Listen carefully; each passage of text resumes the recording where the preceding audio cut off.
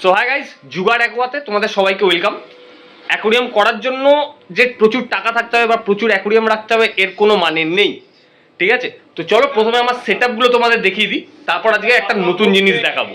তো যেরকম তোমরা সবাই জানো, আমার এই একটাই ট্যাঙ্ক, বড় ট্যাঙ্ক একটাই, যেখানে আমার মলি, উইডোজ, একটা প্ল্যাটি, ব্ল্যাকমুর আর গাপ্পি আছে। আর সেরকম কিছু নেই বেসিক্যালি, আমি রাখিও না, কারণ ট্যাঙ্কের টোটাল সাইকেলটা আমার সেরকমভাবেই চলে যাতে ব্রিডিং হয়, নর্মালি সব কিছু ঠিকঠাক থাকে। আর বেসিক্যালি আমার যে ব্রিডিং সেট আপগুলো আছে সেগুলো আমার একটাও অ্যাকোরিয়াম না, ছোট ছোট জলের বোতলে। চলে আসি দেখাচ্ছি সেই ব্রিডিং সেট আপ। এখানে একটা জার আছে, এখানে আমার অ্যামাজন সোড প্লাস কিছু অ্যাকোয়াটিক প্ল্যান্টস আছে। আর এখানে দুটো ফিমেল গাপ্পি তোমরা দেখতে পাবে, ওই যে প্রেগনেন্ট অবস্থায় অলরেডি আছে। ওখানেও আছে ফিমেল আর মেল, ওটাও আমার ব্রিডিং। এখানে দুটো প্ল্যাটি আছে, এটাও ব্রিডিং সেট আপ। আর এখানে হচ্ছে, তোমরা সবাই জানো, আমার প্রিয় কালুয়া সিং, ও আমাকে দেখলে খেতে চলে আসে। আর এইখানে আমরা কি ছাড়বো বা কি ছাড়তে চলেছি এই সেট আপটায়, সেটাও তোমাদের দেখাবো। দোকান থেকে অলরেডি আনা এসে গেছে তারা আমার বাড়িতে, চলো তাদেরকে দেখি।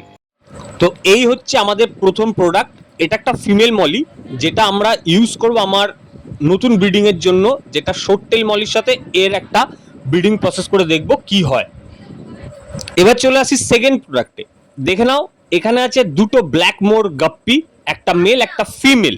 আমার কাছে অলরেডি একটা ফিমেল ব্ল্যাকমোর গাপ্পি অলরেডি আছে, আর সেই সেটআপটাকে রেডি করার জন্য আমি এদেরকেও নিয়ে আসলাম। আর তার সাথে দুটো মেল গাপ্পি আছে, কারণ আমার কাছে ফিমেল মোটামুটি অনেক হয়ে গেছে ফিমেল গাপ্পি, তো মেল গাপ্পির এবার দরকার, তাই এই মেল দুটোকে নিয়ে আসলাম। এবার আমরা চলে যাব নেক্সট প্রোডাক্টে বা নেক্সট যে ফিশটা নিচ্ছি সেটার আগে। তো তার আগে দেখে নাও, দুটোই কিন্তু খুব সুন্দর।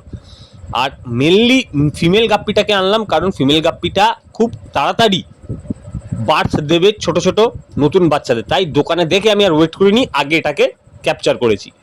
তো চলো নেক্সট কি আছে দেখিনি। নেক্সট যে আছে সে কিন্তু খুব খুব স্পেশাল, খুব স্পেশাল, কিন্তু একে রাখার টেকনিকও তোমাদেরকে খুব ভালো করে জানতে হবে।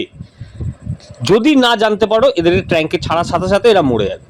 এই হচ্ছে আমাদের ছোট্ট ছোট্ট শ্রিম্প বা চিংড়ি মাছ। হ্যাঁ বন্ধুরা, আমি চিংড়ি মাছও নিয়ে এসেছি, চেষ্টা করবো ব্রিডিং করানোর, দেখা যাক কি হয়। কিন্তু এদেরকে রাখার জন্য একটা স্পেশাল টেকনিক আছে, একে কিন্তু তুমি সব মাছের সাথে রাখতে পারবে না, কারণ রাখলে সেই মাছ একে খেয়ে নেবে। তো এবার এদেরকে ট্যাঙ্কে ছাড়বো, তো তার আগে কি কি করতে হবে একটুখানি দেখে নাও। তো ওয়াটার টেম্পারেচার ম্যাচ করার জন্য অলরেডি আমি আমার ট্যাঙ্কে এদের সবাইকে একসাথেই দিয়ে দিচ্ছি। এখানে সবাই কিন্তু একসাথে থাকবে না, এখান থেকেও প্রত্যেকটা প্যাকেট থেকে যে যার ব্রিডিং সেটআপে চলে যাবে, আর ট্যাঙ্কে যার কথা সে চলে যাবে। তো সেইগুলো আমি আবার পরের ভিডিওতে দেখাবো তোমাদেরকে, কে কোথায় কোন ট্যাঙ্কে সে যাবে। আমার সব ট্যাঙ্কের ওয়াটার টেম্পারেচার যেহেতু সেম, তো আমি একটা জায়গাতেই এদের সবাইকে রেখে দিই, আর আধা ঘন্টা পরে এদের সবাইকে যার যার জায়গায় আমি রিলিজ করে দেবো। তো এবার সময় হচ্ছে আমার এই শ্রিমগুলোর।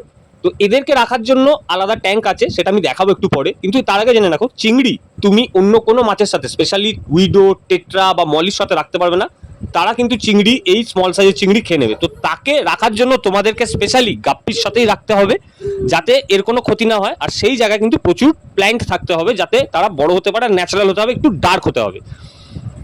এবার চিংড়িকে নিয়ে চলে এসেছি গাপ্পির ব্রিডিং সেটআপের কাছে, ওরা থাকবে এই ট্যাঙ্কেই। এবার আমি আস্তে করে একেও এখানে রেখে দেবো আধা ঘন্টার জন্য, তারপর ছেড়ে দেবো। আর এরপরে কি হয় সেটা জানার জন্য লাইক, কমেন্ট আর সাবস্ক্রাইব করে রাখো, সবটা দেখতে পাবে পরের ভিডিওতে।